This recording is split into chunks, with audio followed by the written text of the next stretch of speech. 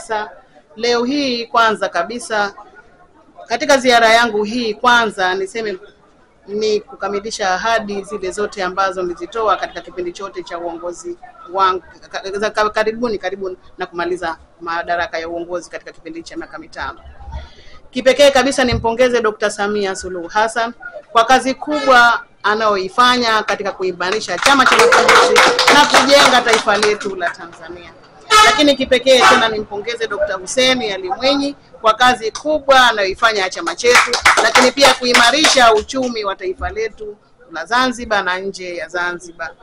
Viongozi hao wamekuwa wakifanya kazi kubwa sana ya kujitoa kwa namna moja au nyingine kuimarisha chama, lakini pia kuimarisha uchumi wa nchi yetu. Ongeza viongozi wote wa mkoa wakiwemo wajumbe wa halmashauri kuu ya taifa, wabunge na wawakilishi, lakini pia viongozi nyote wa jimbo hili la Gando kwa kujitoa kwenu kuimarisha Chama cha Mapinduzi.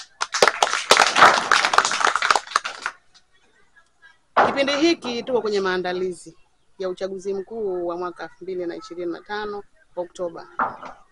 Mengi yanasemwa, lakini sisi kama chama tunaelekea upande mmoja kuhakikisha kwamba chama chetu kinashinda.